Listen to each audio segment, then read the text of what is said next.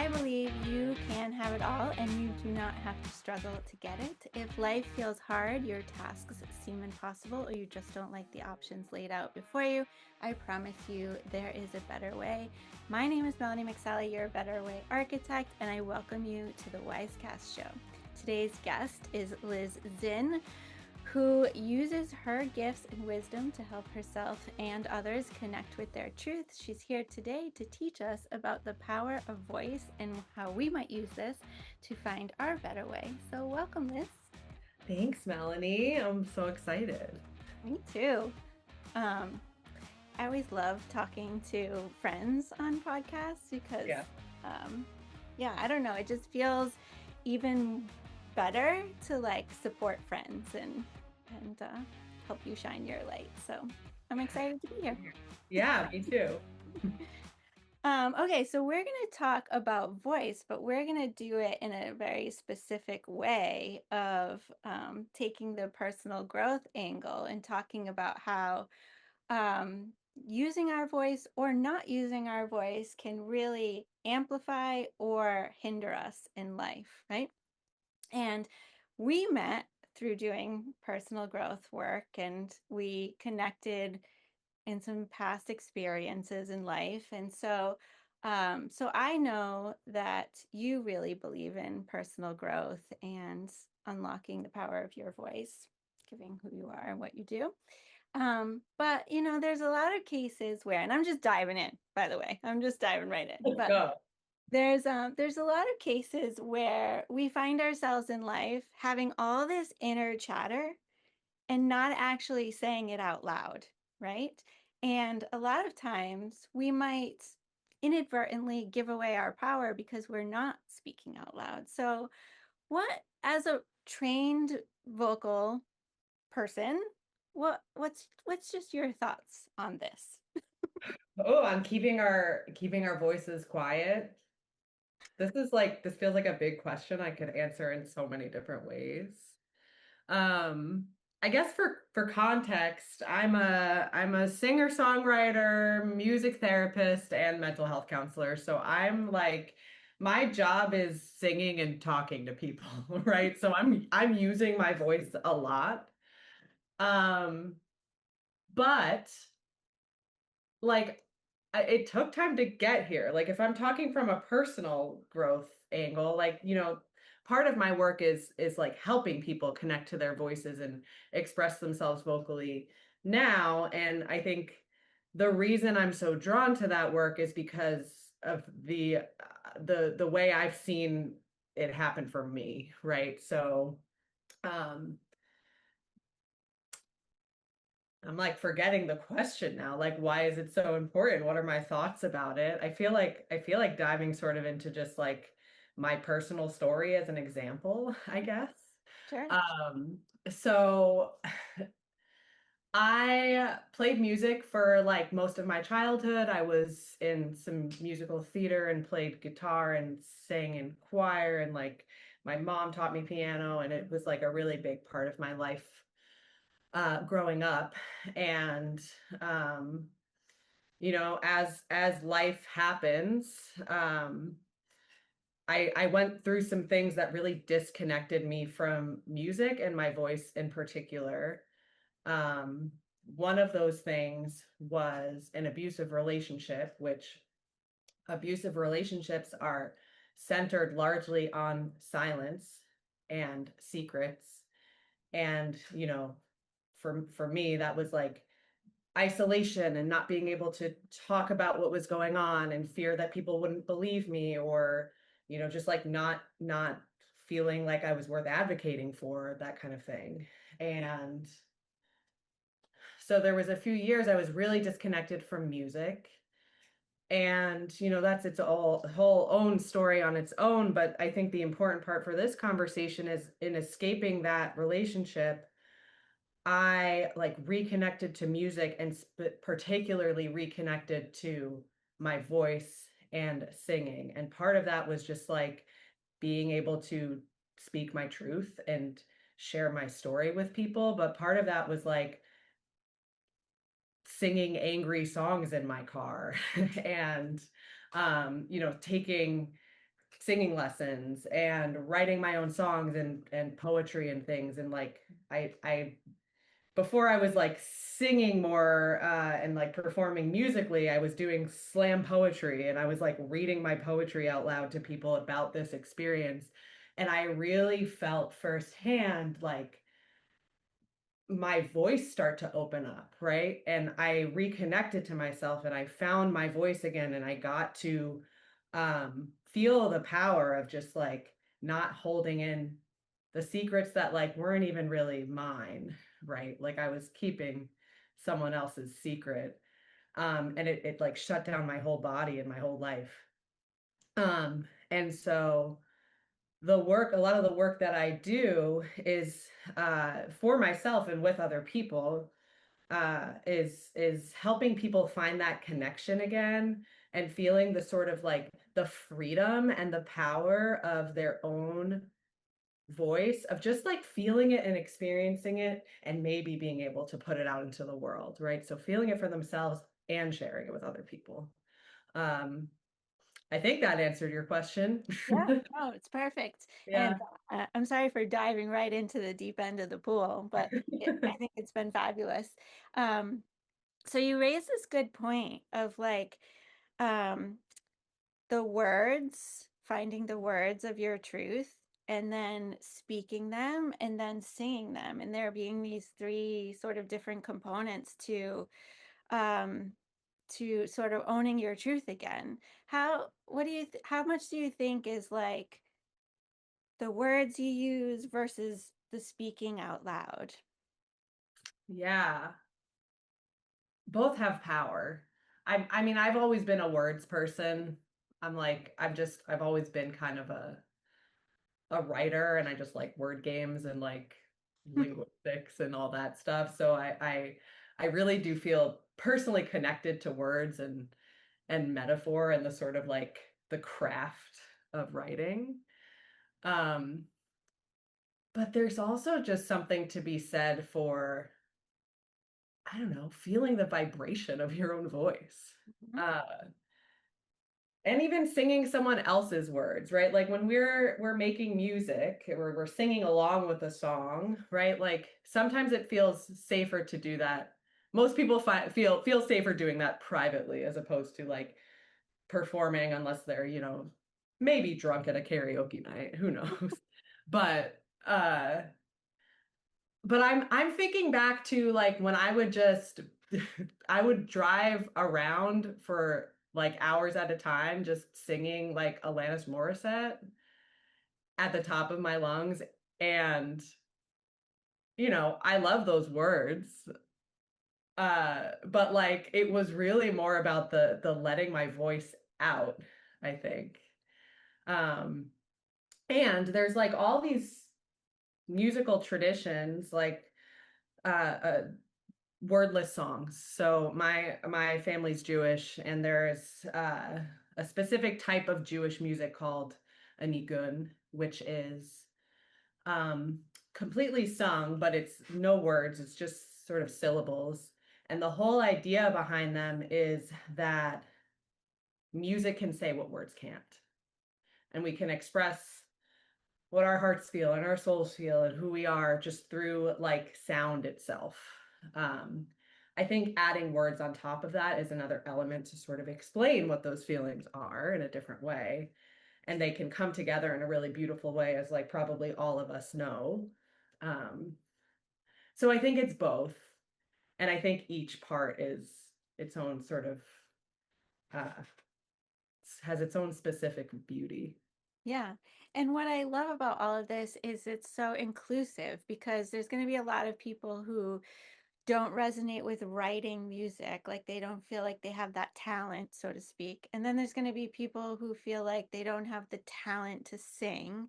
And that doesn't mean that they can't speak their truth or find their truth or whatever, you know?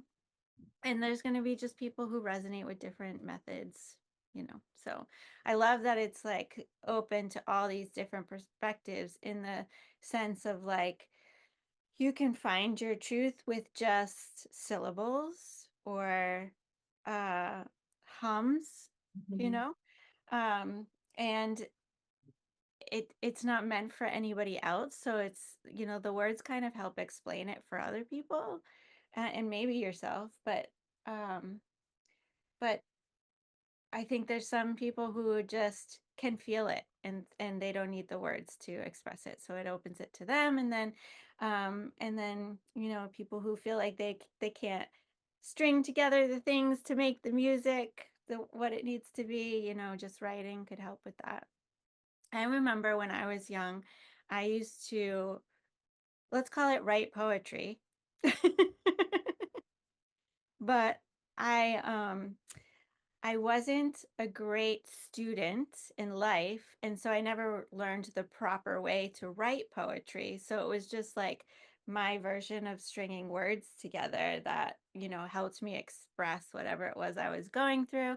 And I actually had a WordPress blog at the time, and it was like when WordPress like just came out, and it was like, back in the 90s, I think, or early 2000s. I'm dating myself, but I remember I did it anonymously, but it was just my way of like putting my truth out there in what felt like a safe way, because it didn't have my name on it. I didn't advertise it to anybody, but I got all these hits of like people who resonated with it and things like that. And every now and again I think back to it and I'm like, I wonder where that is and Yeah. I what wonder I where would it was feel too. if I would read it again, Yeah. because it feels like a lifetime ago of like a totally different person that wrote those things. Yeah. Yeah. Well, and can I comment on one thing that I heard you say? Yeah. You said something like, I wasn't properly trained in writing poetry, and you sort of like put, I wrote poetry in quotes, and it was, you were just stringing words together. But I feel like that is an important sort of like myth to bust in a way, right? Like whether it's art or music or poetry or whatever, like there's some idea in our society that these art forms are like meant for an elite group of people, right? Mm-hmm. And I don't know, I think about like, I'll date myself too, the early 2000s when like I was like big into American Idol when it came out. And I feel like, that's one example of just like we've commodified this human experience that is music, right? And we've made it a thing where it's a competition, and like some people win that competition because they have what it takes and other people don't. And I was talking about how it feels safer to sing privately unless maybe you're under the influence at a karaoke bar. And like I think that that is part of it. Like music is just a thing that has been a part of being human for so long, like tens of thousands of years. And I don't know. I feel like I get on a little bit on a soapbox when I talk about these things, but like I think music and art belongs to everybody. And I, if I gave a mission statement about why I do the work that I do, is like I just want people to feel free, like singing and dancing. Yeah, yeah. Yeah. Yeah, I often say we're one belief away from everything we ever wanted in life. And I think that you're right that there's these implied boundaries and rules to creativity, whereas creativity is meant to be like the ocean, just free flowing and no barriers and it's just kind of like, just do whatever the F you want, because that's the main definition of creativity. But yeah, our society, especially in the United States, is very sort of like, I want you to be in this zone and I want to like influence your life and put structure around everything. And yeah, so I'm totally on board with what you're saying. And I think the other aspect to this is that um, with those boundaries and those like, I don't want to say like manipulations, but it's a little bit like it feels like that sometimes. Is like, a lot of us grew up with um uh influential figures telling us to be quiet, or that our voice was too scratchy or too squeaky or too loud or too this or too that. And maybe we all had choir in some way, shape, or form, and we're told that we were off key or this or that or the other thing. And like all these things are just like little chips at your confidence to say, oh, I shouldn't do that because I'm not good. Yeah. And that, like, those figures in our life are so influential. Like, probably all the clients I've done voice work with, the first day I meet with them, tell me about a teacher who told, or like an older sibling who told them not to sing, right? And it's not even just singing. It's like we're put in school, this structured environment at a really young age, and we have to use our inside voices, and we can't talk out of turn. And like there's some social value to that, right? Like we're taught to silence ourselves and like only make certain types of sounds, right? And like I don't know, even like when you try to hold a sneeze in, right? Like we can't even sneeze loud. We can't, like, we don't let our bodies have the voice that we learn not to. And of course we don't want to be like sneezing on people, and like, if we're trying to listen to what someone's saying, we don't want to talk over them. Like there's reasons for these things, but there's also side effects, right? And then there's, the mean comments that stick with people. And yeah, I mean there's a lot of truth in the we're taught to be quiet. Yeah. So fast forward way into my adult life, I remember staying with a friend, and she was preparing to like get married and start a family. And she was thinking about like, how do I raise a child in such a way that really limits me doing them harm from a like instigating bad beliefs kind of perspective of like, we've grown up in these errors where society has put all these beliefs into us that are just not serving us, right? And so she was thinking about like, how do I not do that? How do I like do it in such a way that really like it's I don't want to say it's impossible, but it's hard to imagine that you won't F up your children in some way, shape, or form. But she was just trying to think about, how do I lessen that as much as possible, you know? Um, and I'm trying to think of where I was going with this. But I was thinking about it from the perspective of like, um, sorry, hold on. I'm gonna well, I paused us for a second there because I couldn't remember where I was going with this, and now that I'm super focused on it, it's not going to come in. So let's just segue to something else, and if it comes in, I'll come back to it. Sure. Awesome. All right. So we had originally started when I was doing the intro about finding your truth. And one of the things that I loved in hanging out with you and in those early days when we first met is you were really like unlocking your truth and like navigating your life in writing your own songs and um, remixing other people's songs in a way that like even the Alanis Morissette songs, you would like put your spin on them, and the energy that would come from them would be uniquely yours. Um, and the stories that you told in between your songs, um, I think also added to it. So, like what's some advice that you would give to people that are maybe feeling like they're stuck in life, or like they're trapped in some way? Um, like what does the power of finding your truth or using your voice, what value does it bring to those people? How does it help them find their way in life? Yeah. Yeah, that's a good question. Um I don't know. There's something that's like feels like the obvious thing I would say is just like sing a song, but that's like not what I would say. One thing that comes to mind is like uh for people feeling sort of like stuck or disconnected from themselves, I often like to ask about what they liked doing or the music they listened to or like things like that when they were like 10 years old.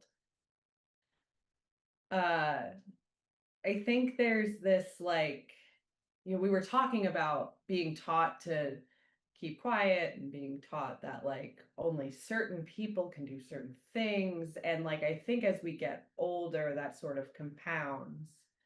And often so does like, well, that's just for little kids.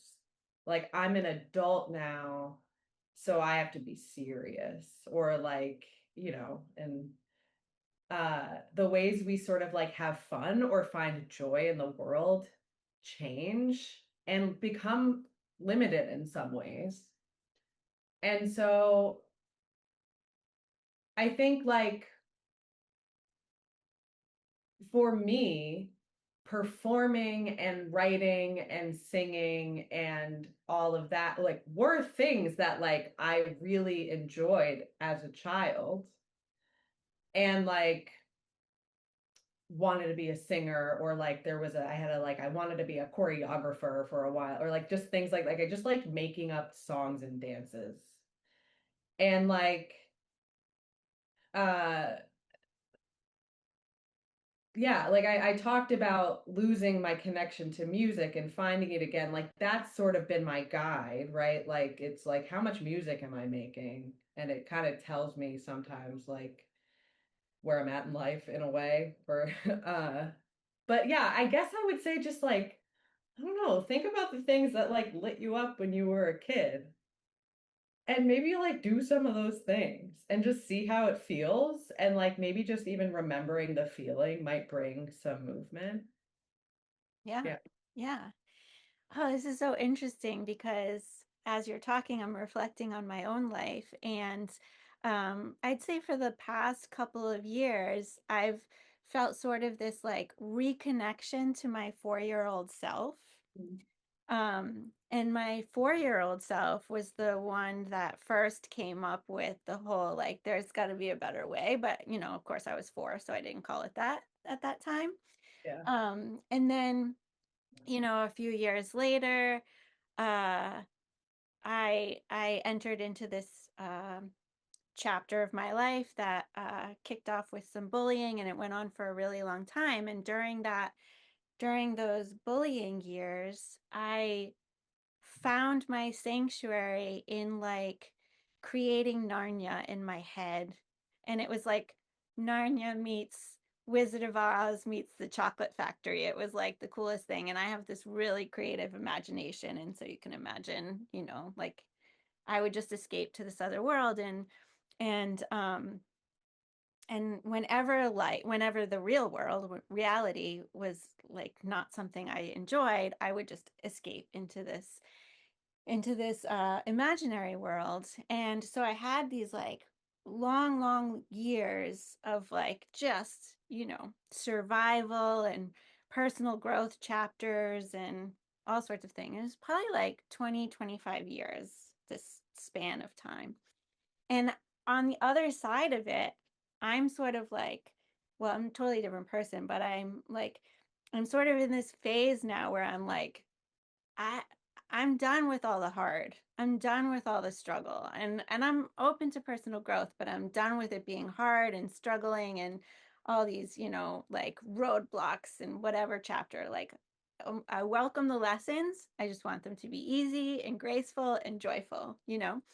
And and as I'm in this new phase and I'm like approaching all of my personal growth lessons with joy and freedom and compassion and all of that stuff, I find myself creating things that originally I created out of this place of survival mode. So, I created this imaginary world in my head, and now I find myself creating that imaginary world in reality. and like offering it, you know, for sanctuary for other people. And I find myself doing these creative things that I enjoyed doing as a child, but just in a different way. Yeah. And so, you know, it's interesting that you're talking about like go back to your childhood to find the things that bring you joy because they might help you discover your truth.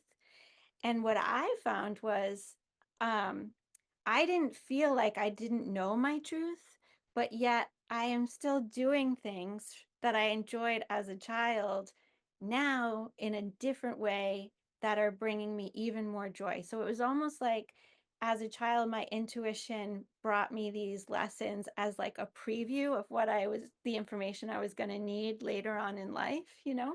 Uh, Yeah. yeah, our brains are so resilient. Like it's just like there's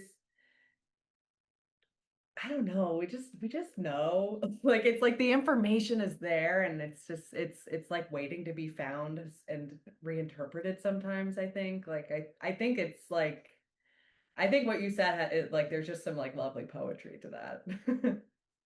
Yeah. Yeah. Yeah. Um, all right, so like you shared a little bit about your story, but how did you go from singer-songwriter to music therapy to counselor? Like, how does all of this come into the? Yeah.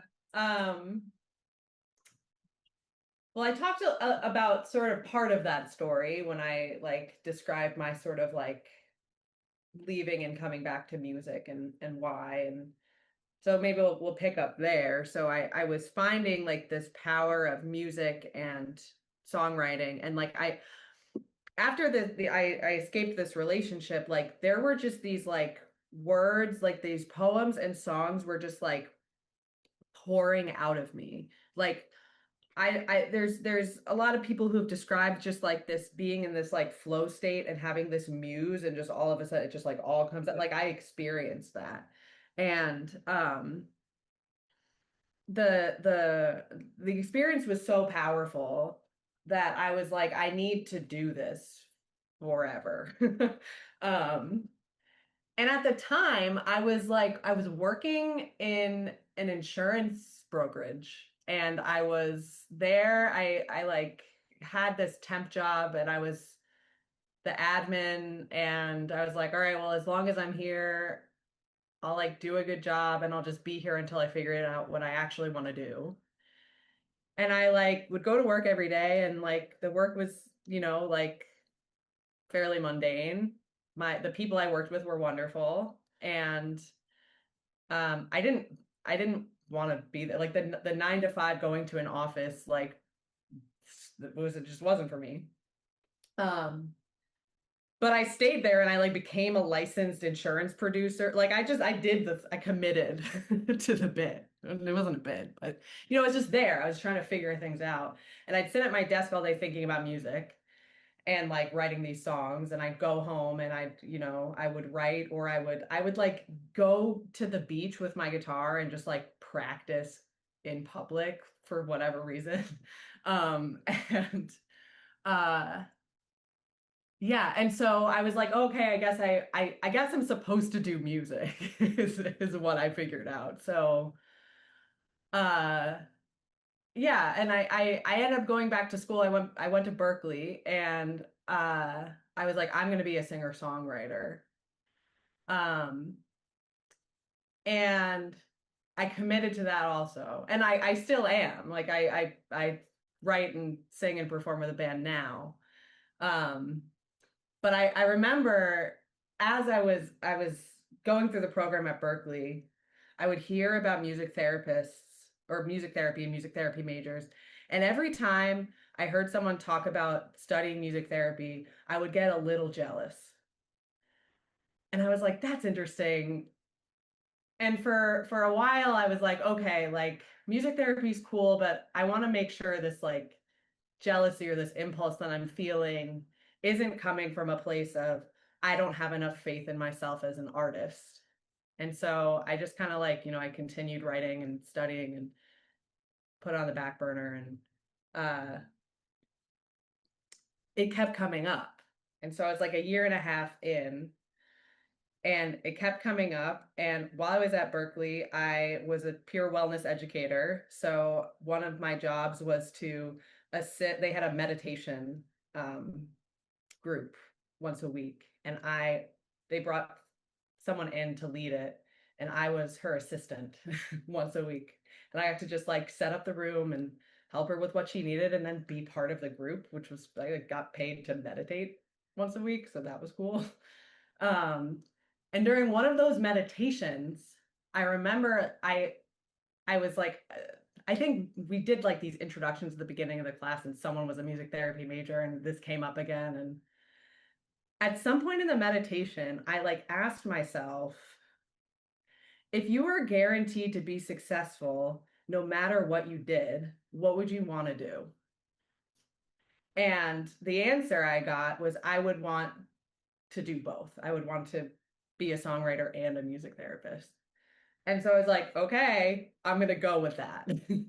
um, I started looking into the music therapy program at Berkeley, and I like took the intro class. And at this point, I was like far enough along that declaring a double major was going to add like a lot of time to this second undergraduate degree I was getting. And I looked into graduate programs and ended up at Leslie, which has a dual music therapy and mental health counseling program.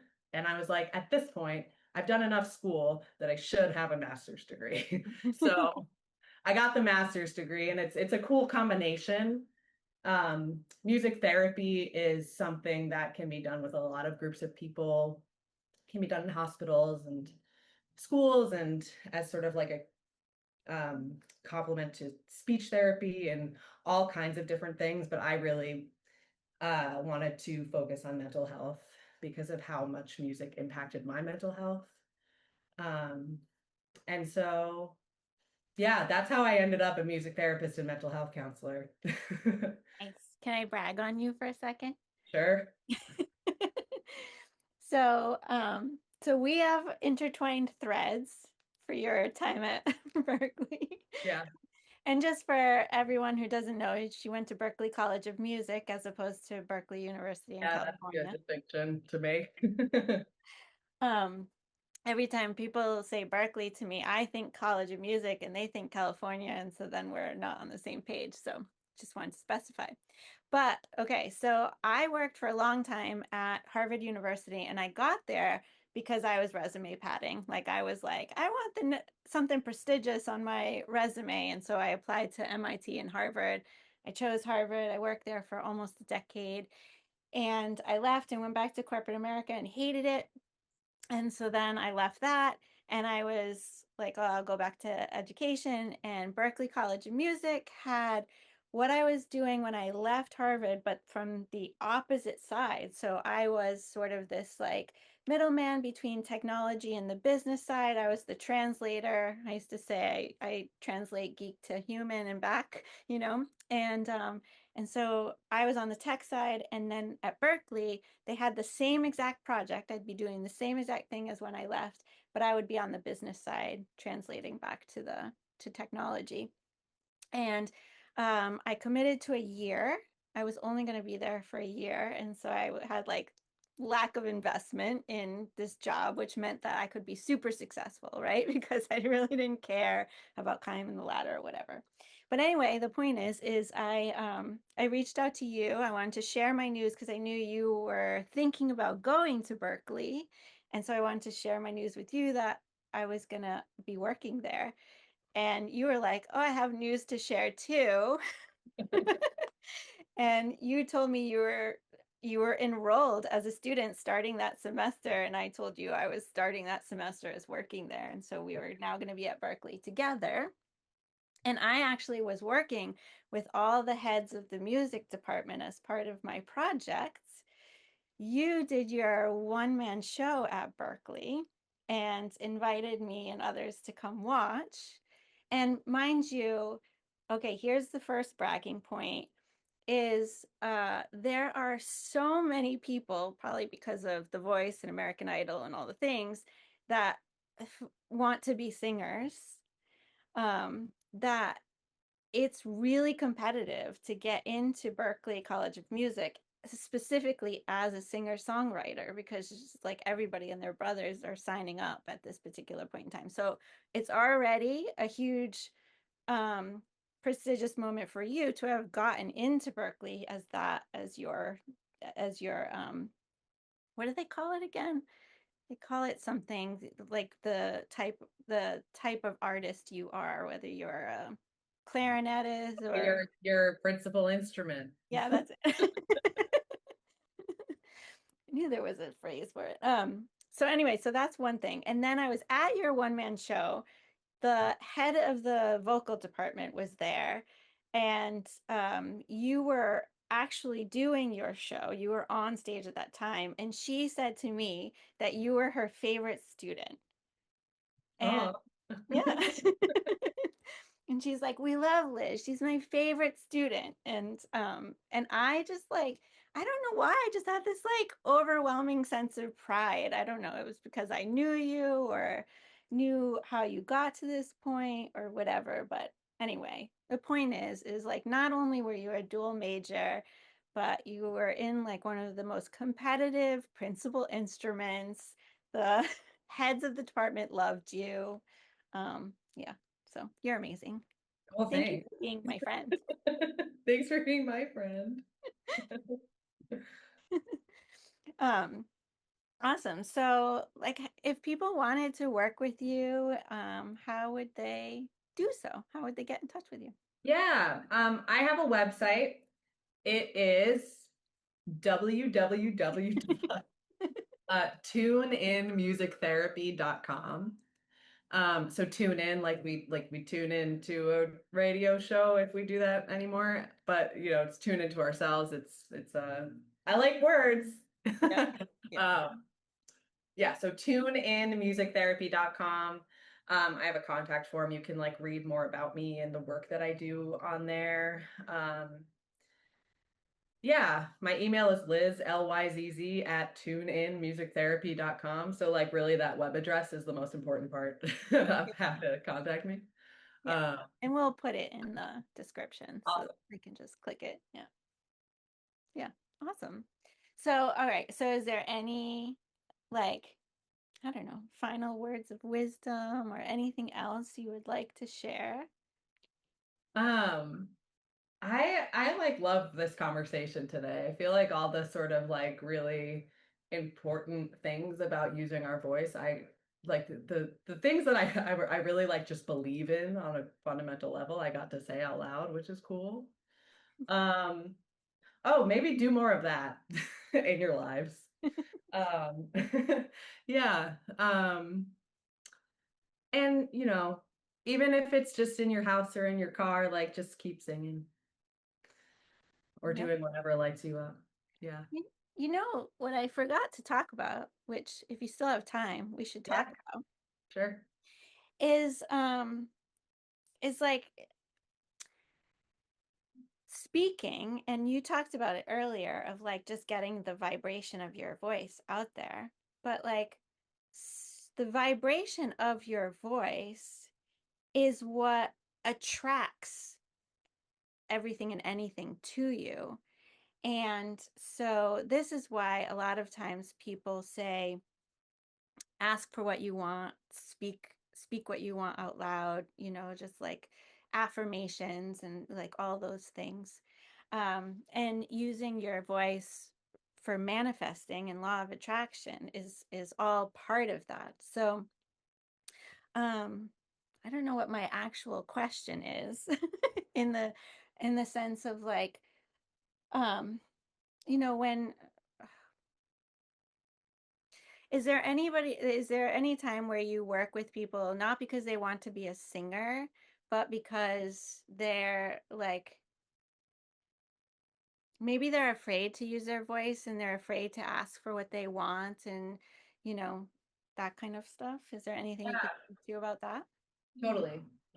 Yeah, I definitely work with people not like who are I actually would say that most of the people who come to for music therapy and want to do voice work are not people who want to be performing singers necessarily, but people who want to understand themselves and understand their voices in another way. Um, and the sort of like the overlap between just like using our voices to sing a song and like using our voices to express an opinion or like advocate for ourselves. Like there is, you know, I can't explain it in like scientific terms necessarily, but like I think there is, I think they work together. Um, and I think the more that we kind of like get to know our voices and allow ourselves to use it, and I think what's powerful about the work, some of the work that I do is like people come in and like voices are vulnerable because of what we talked about, right? Like because people have said don't sing, or because people have like shut down our voices or opinions or whatever, because there's you know, this just like societal message that like only certain people should sing, or only certain people get to be believed, or only certain people have like something valuable to say. um it's like so hard to just make sound in front of another person sometimes. And like people I work with get to do that. And my goal is to just, you know, like be a witness of that. And like I hear the most beautiful thing, like, you know, whatever. I mean, it's not maybe not going to be like recorded and hit platinum, but like it's so meaningful to be that witness, and to give people that sort of like compassionate space. um yeah, and you said something about, we've been talking about vibration, and I think what's like so cool about the vibration and just the voice in general is it's like this manifestation of, it's the bridge between the body and the mind, right?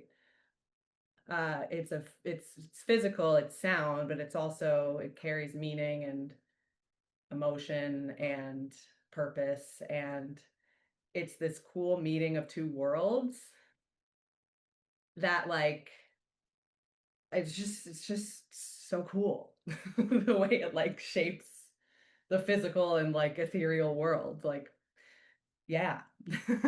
Awesome. And guess what? I remember my train of thought. Yay. So yeah, so she, she was thinking about this. And so I started reflecting on it about all the times in life where I want to express something to somebody, but fear I might close them down with my words, right? So it could be, like somebody, so I'm an introvert, and I am impacted by lots of energy coming my way, especially if it's negative or angry or whatever, and or even overly joyful. It's like loud, and it for me it's like it just hits me energetically. And so I remember thinking to myself, like, okay, how do I not dim this person's light, but but am still in their presence and honor myself and my own needs and boundaries. So that's one example. Another example might be, I want to give somebody a compliment, but in their culture it might be offensive, and not knowing what to say, and those things. And so I don't know. The question I guess I have is, specifically when people are, like expressing their voices, and it's in sort of like this discord with what you're able to accept as a human. um what are some tools that you can use to sort of, I don't want to say protect, but like honor yourself while still allowing others to honor themselves? Yeah, I guess, I mean, it depends on the scenario. um I mean, the things that come to mind Like if I'm okay, if we put it in musical terms, if I'm experiencing dissonance, some dissonant feeling in response to what someone else is expressing, like first I'm gonna get curious about the dissonance. Um, Sometimes that leads to overanalyzing the dissonance, which is not necessarily where we want to go. But I think honoring it is important.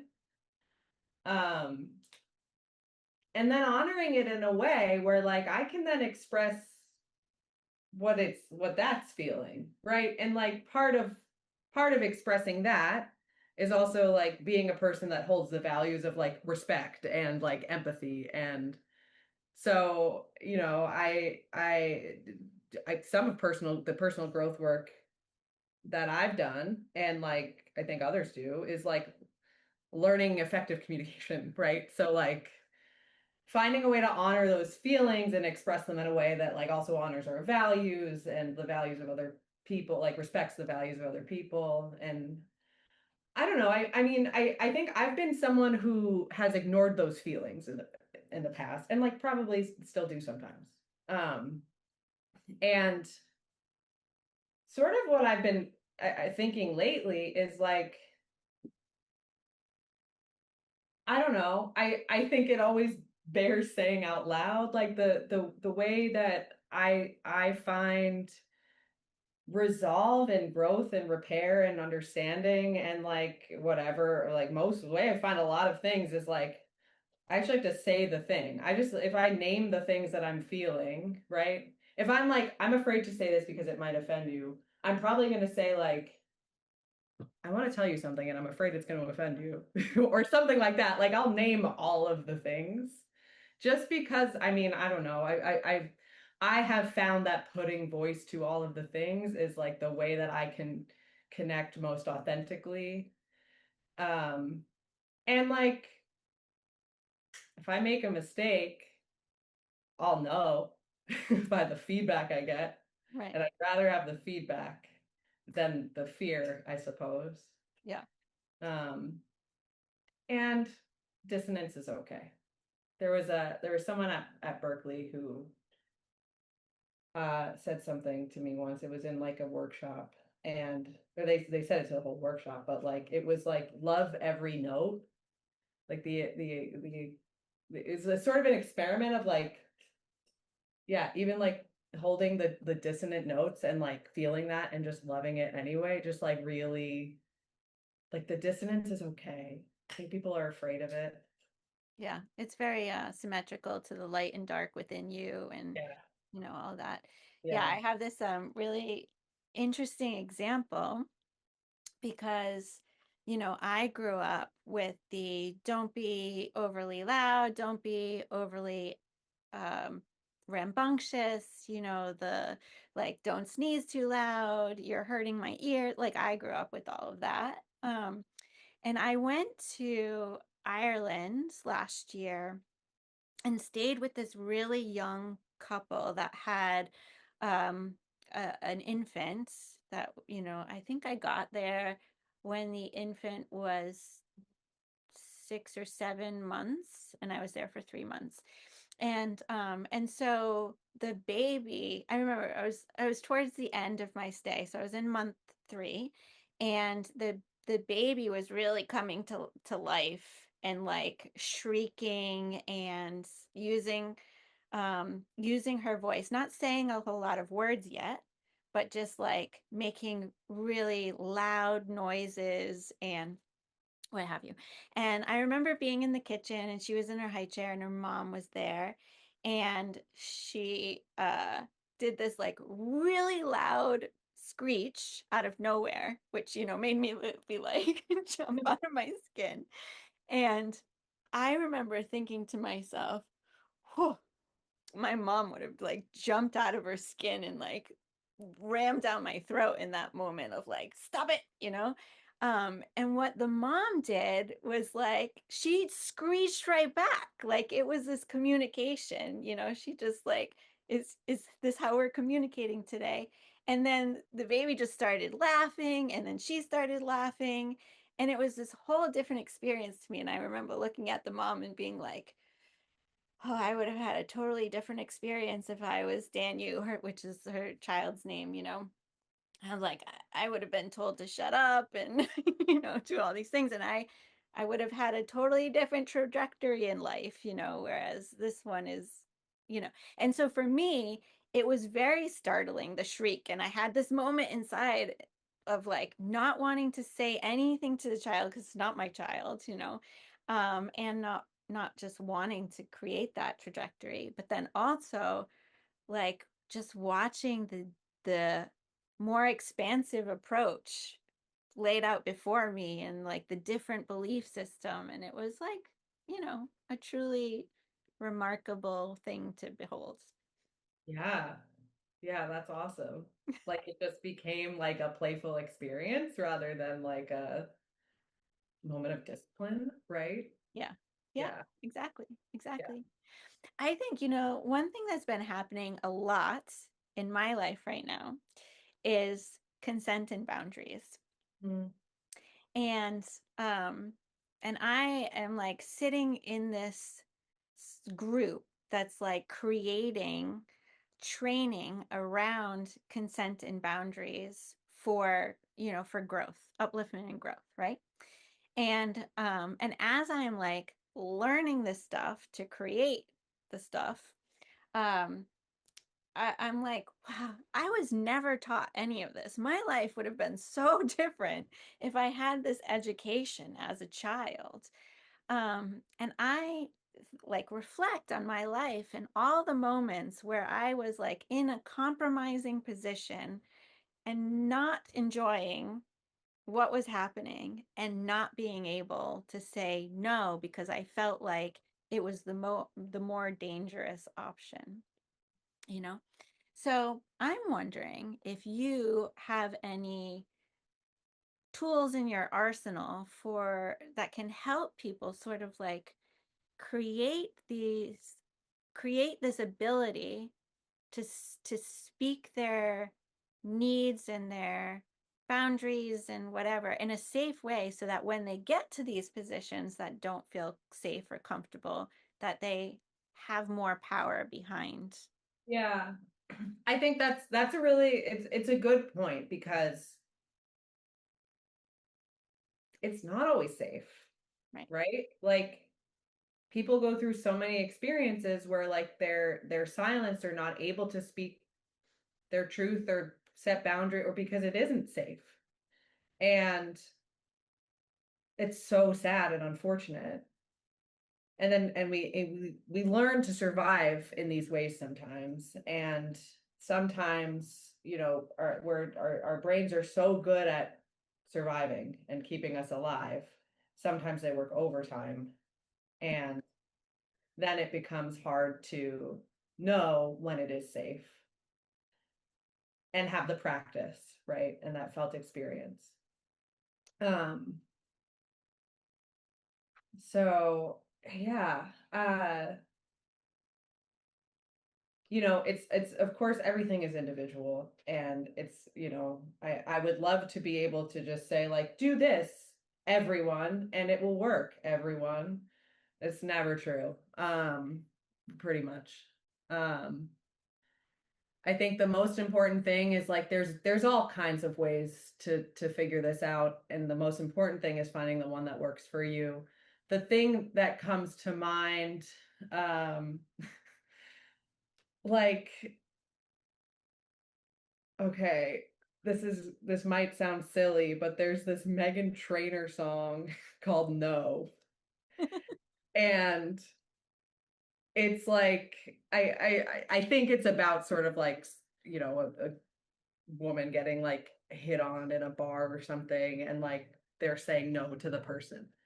Um but the lyrics are like my name is no, my sign is no, my number is no. And like sometimes I think humor is the way in. Like I think I've done this with a client before. Like we sang that song like in sort of this like you know while holding this like I want to set a boundary with this person. Uh and like listening to that song or singing that song as like sort of like a silly way to practice can help. Like that might not be the song for you, but like I don't know, like that was the first example. It's sort of like finding a lower stakes, sort of like playful way to look at it, I think. Um, Sort of gamify it. Yeah.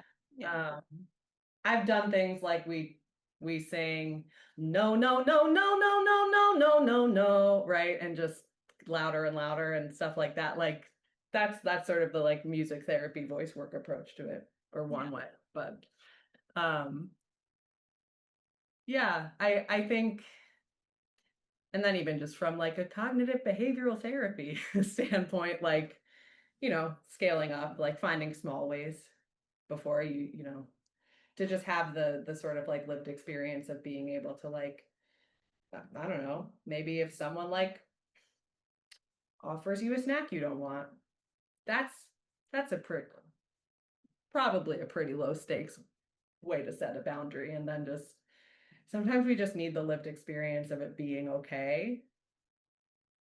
Yeah. Yeah. And when I was in corporate or just working in general, in for somebody else, I mean, is a lot of times they wouldn't want us to say no to customers, right? Like that was somehow a bad thing to say no to customers. And so I never had that belief because sometimes no is appropriate. And so I would be like, yes, but, you know, or yes, and Yeah.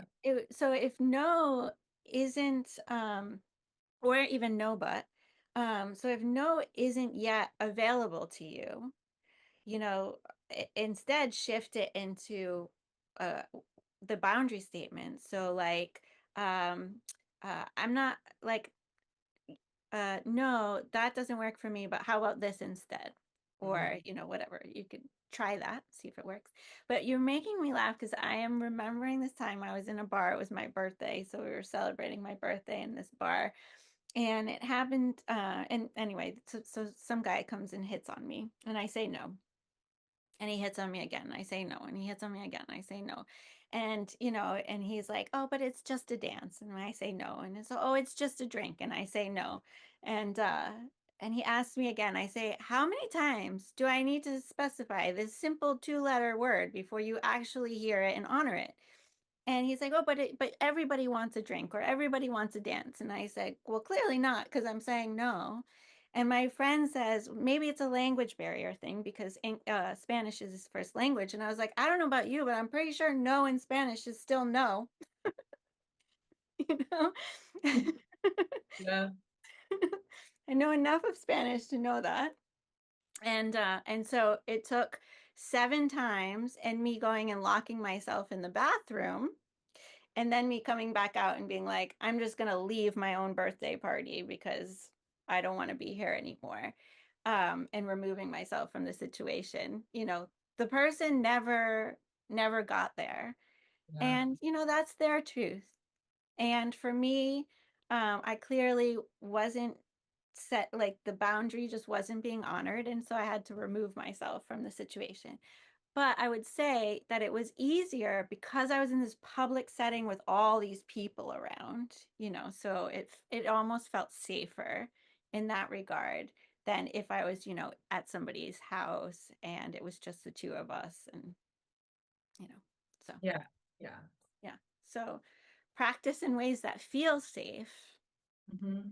and feel open to you and then it that safe space will expand and expand and expand over time. Yeah. Well, awesome. Thank you for answering this new round. I'm so glad that that it came back to me and we got to Yeah, me too. felt like an open thread. I don't like to leave open threads. Yeah. Anyway, it's been such a pleasure having you here. Thank you for taking the time to share your wisdom and help us. There's a lot of like really growth oriented topics that we covered today. Not all of them easy to discuss. So thank you for shining your light on them. Sure. I'm happy to do it. This was fun. Thank you. Yeah, of course. Of course, please like, hype, share, comment, do all the things. Technology loves it and it pays it forward. And that way, this can get in front of anyone who needs Liz's expertise and wants to work with her so that they can heal their own voice and know their truth and share it with the world. And remember, if life feels hard, your tasks seem impossible, or you just don't like the options laid out before you, there is always a better way. My name is Melanie McSally, and I will see you on the next episode.